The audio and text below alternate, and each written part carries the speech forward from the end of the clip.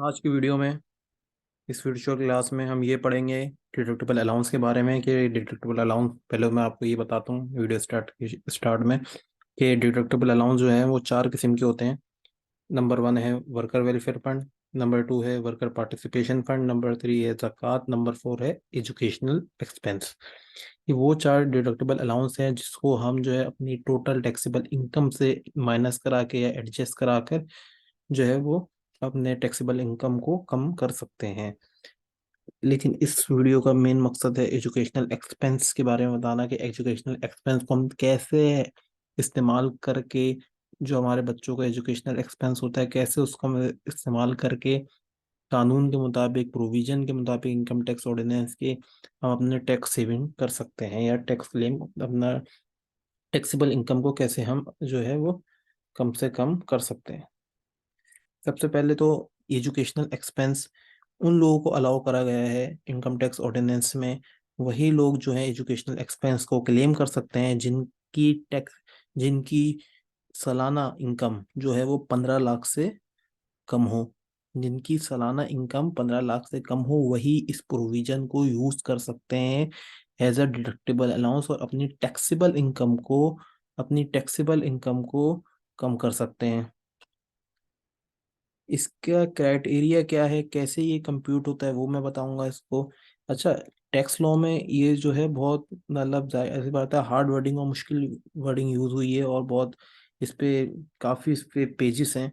तो मैंने तो एक इसको नट शेल में आपको मैं बताऊंगा, एक बड़ा बड़ा ही व्यू दूंगा आपको ताकि आप लोगों को जो है वो समझने में आसानी हो। बहुत ये मैंने जो है अपने वर्डिंग में इसको बहुत मिनिमाइज मतलब कर दिया इसको, और लेकिन जैसा है प्रोविजन में वैसे ही मैं आपको बताऊंगा।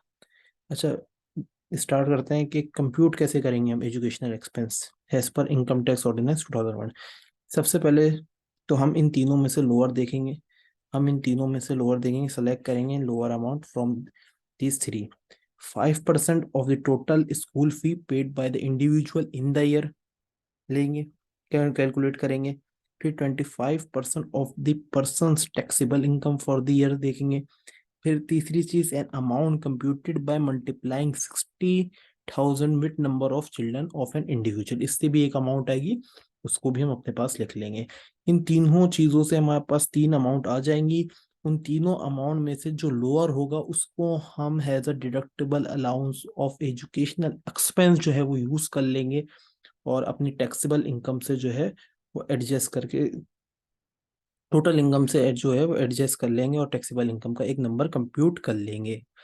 इसके बारे में आपको मैं एक एग्जाम्पल छोटी सी करके बता देता हूँ ताकि जो है आपको चीज़ समझने में आसान हो जाए। एग्जाम्पल है, एक इंडिविजुअल है जिसकी टोटल इनकम जो है पूरे साल की 12 लाख है, क्योंकि मैंने आपको पहले ही बताया था शुरू में स्टार्ट में कि 15 लाख से कम होनी चाहिए सालाना इनकम आपकी, जब भी वही शख्स जो है educational expense government of Pakistan से एफबीआर के से क्लेम कर सकता है। तो यहाँ पर इस केस में 15 लाख से कम है, 12 लाख आपकी टोटल इनकम है। नंबर ऑफ चिल्ड्रन जो है वो दो दो हैं। स्कूल फी जो है वो 1 मिलियन है, यानी 10 लाख के करीब है, 10 लाख है। तो हमने टोटल इनकम कितनी ली, 12 लाख ले ली। डिडक्टिबल अलाउंस हमने जैसे आपको बताया है, मैंने आपको वीडियो के स्टार्ट में ही कि लोअर लेंगे हम किस चीज़ का, नंबर ऑफ चिल्ड्रन कितने, दो हैं, मल्टीप्लाई कर देंगे 60,000। ये 60,000 जो ये कॉन्स्टेंट रहता है, अगर तीन आपके चिल्ड्रन है तो तीन से मल्टीप्लाई हो जाएगा, एक है तो एक से, चार है तो चार से। दूसरी चीज 5% लेना होता है हमारे को, किसका, स्कूल फी का। अगर स्कूल फी जितनी भी है आपकी उसका हमें 5% लेना होता है। तो यहाँ मैंने 5% 1 मिलियन का लिया तो मेरे पास आ गया 50,000। तीसरी चीज हमें 25% लेना होता है, किसका, टैक्सेबल इनकम का। टैक्सेबल इनकम हमारी कहाँ, ये कहाँ से आती है, पहले हमारे पास टैक्सेबल इनकम ये रही मेरी। इसका अगर मैं 25% लूंगा तो मेरे पास 270 बन जाएंगे। अब मैं इन तीनों में से लोअर देखूंगा, इन तीनों में से इन तीनों में से लोअर मेरे पास क्या है, 50,000।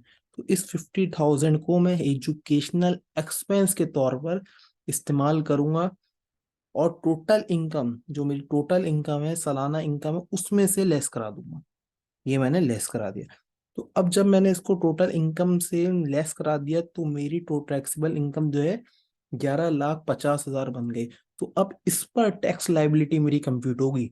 मेरी टैक्स लाइबिलिटी 12 लाख पे कंप्यूट नहीं होगी, हालांकि मैं 12 लाख कमा रहा हूँ, लेकिन मेरी टैक्स लाइबिलिटी 12 लाख पे क्यों कंप्यूट नहीं होगी? क्योंकि हमारे को एक गवर्नमेंट ऑफ पाकिस्तान ने एक एजुकेशनल एक्सपेंस के तौर पर एक रिलीफ दिया हुआ है, जिसको हम माइनस करा सकते हैं, जिसको हम डिडक्टेबल अलाउंस के तौर पर यूज कर सकते हैं।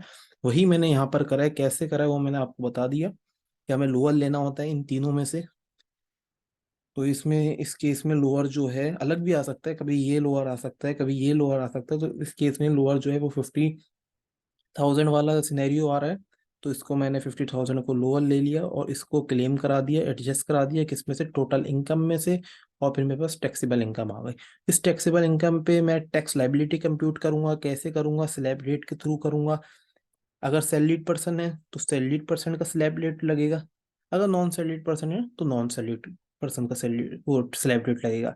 और ये भी मैं आपको बताता चलूँ कि जिस शख्स की जो टोटल इनकम जो 6 लाख से कम कमाता है उस पर टैक्स नहीं लगता। वो एग्जेम्प्ट होता है, उस पर टैक्स नहीं लग रहा होता है। उस पे उसको ऊपर जो है वो किसी किस्म का टैक्स देने का या रिटर्न देने का भरने का उसको वो पाबंद नहीं होता है। मिलते हैं नेक्स्ट वीडियो में कुछ और मजीद टॉपिक्स के साथ। Thank you.